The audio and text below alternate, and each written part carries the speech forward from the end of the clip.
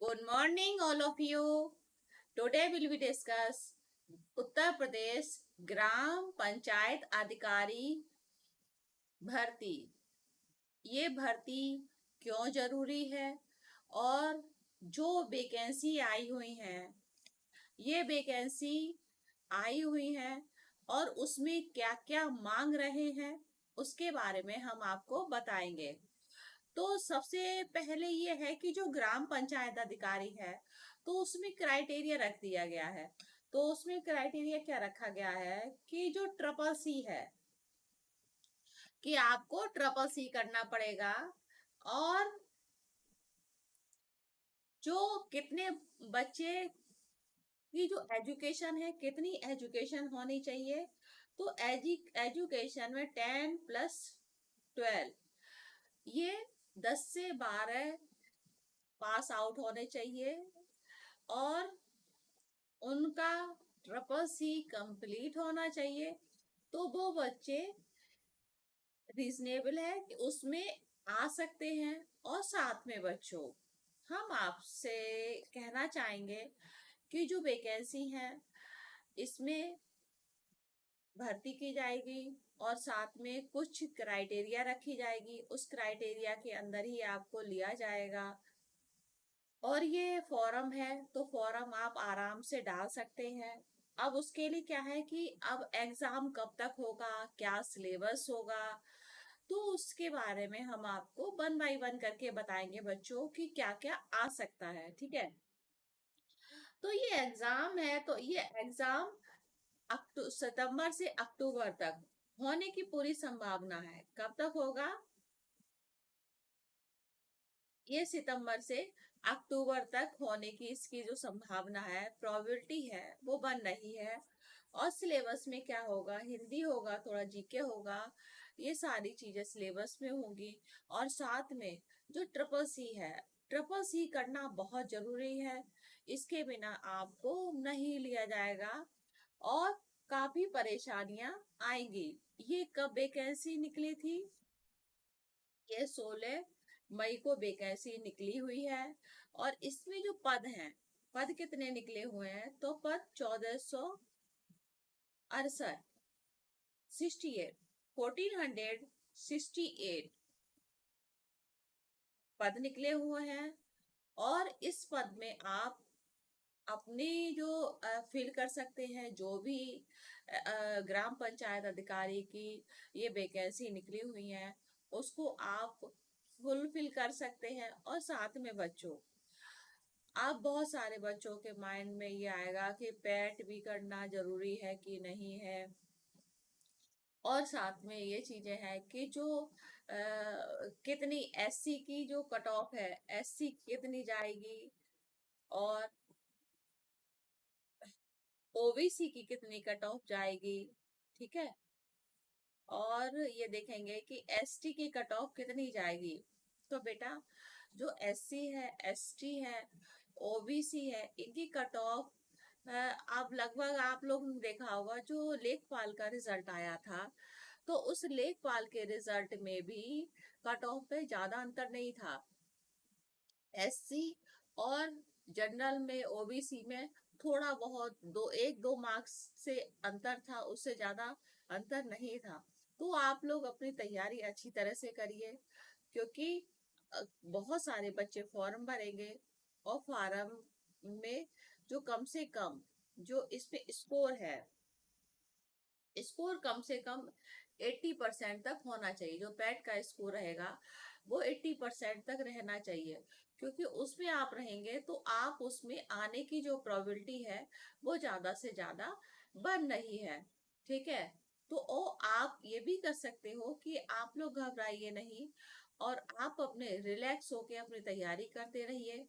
और तैयारी के साथ साथ क्या है, ये इजी एग्जाम है, बस थोड़ा सा आपको कॉन्सेंट्रेट होके रहना है कि किस तरह से आप कॉन्सेंट्रेट होके रह के आप अब इसको अच्छी तरह से फुलफिल कर सकते हो। ठीक है। अब ये है कि जो पास आउट है, 10+12 तक पास आउट होना चाहिए। और जो ट्रिपल सी है, ट्रिपल सी करना अनिवार्य है। जो ये है, अनिवार्य है।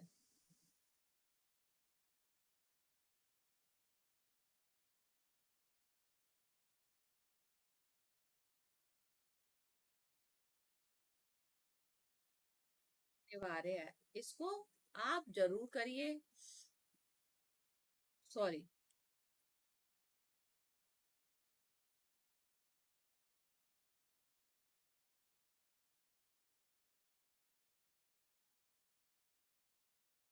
जो ट्रिपल सी है वो अनिवार्य रूप से आप कर सकते हैं। ठीक है। अब ये है कि आपने देखा होगा कि जो पैट के कितने बच्चे हैं, 2022 में बच्चों ने फॉर्म फिल किए थे, और कितने हैं और कितने इच्छुक बच्चे इसको भर सकते हैं।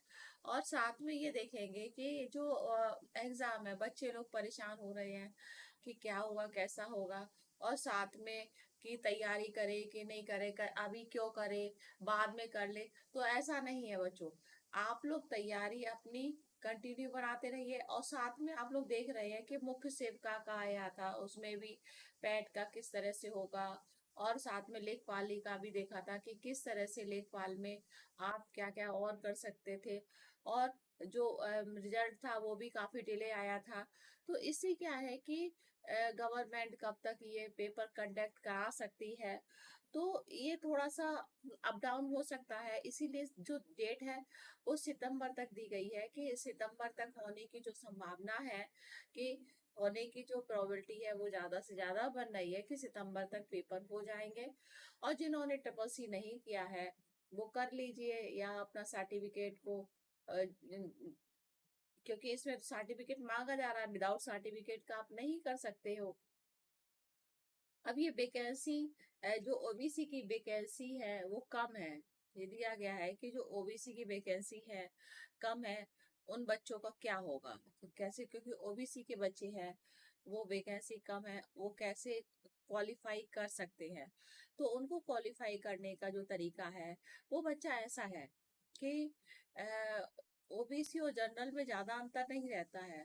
कुछ बच्चे शिफ्ट हो जाते हैं, जैसे अगर परसेंटेज वगैरह अच्छी आ रही है तो बच्चे शिफ्ट भी हो जाते हैं। और जिससे क्या है कि उनको अपॉर्चुनिटी मिलती है, कि किस तरह से जो एक अपॉर्चुनिटी है, अच्छी तरह से उनको अपॉर्चुनिटी मिल जाती है। ठीक है।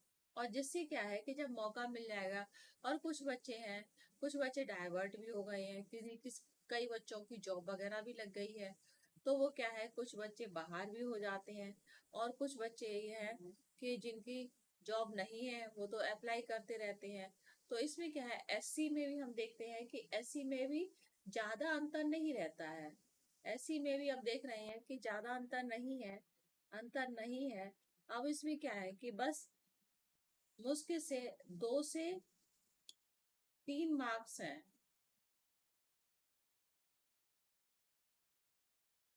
2 से 3 मार्क्स तक का अंतर आता है। ठीक है। तो 2 से 3 मार्क्स तक का अंतर आता है। अब वो किस तरह से होना चाहिए, किस तरह से अपॉर्चुनिटी मिलेगी, तो एससी वाले हैं वो अपनी एक जनरल की तरह तैयारी करिए। क्योंकि आप लोग ये मत सोचिए कि हम एससी के हैं तो हम कम मार्क्स में भी क्वालिफाई कर सकते हैं। तो लगातार देखते जा रहे हैं कि जो परसेंटेज का लेवल है, पैट का भी लेवल, ज्यादा अंतर नहीं हो रहा है, 1-2 नंबर से ही अंतर हो रहा है। तो इस तरह से जो ग्राम पंचायत अधिकारी की ये वैकेंसी निकली हुई है, किस तरह से आप उसको अच्छी तरह से फुलफिल कर सकते हैं, इसके बारे में हम बताया हमने आपको। और जो भी इंफॉर्मेशन है ग्राम पंचायत अधिकारी से रिलेटेड, वो हम आपको टाइम टू टाइम आपको बताते रहेंगे कि जो ग्राम पंचायत अधिकारी है वो क्यों जरूरी है, और किस तरह से आप कौन कौन से एग्जाम को कंडक्ट कर सकते हैं, और कौन कौन सी वैकेंसी आ सकती हैं। हमारा वीडियो अच्छा लगे, लाइक करिए, सब्सक्राइब करिए। Thank you.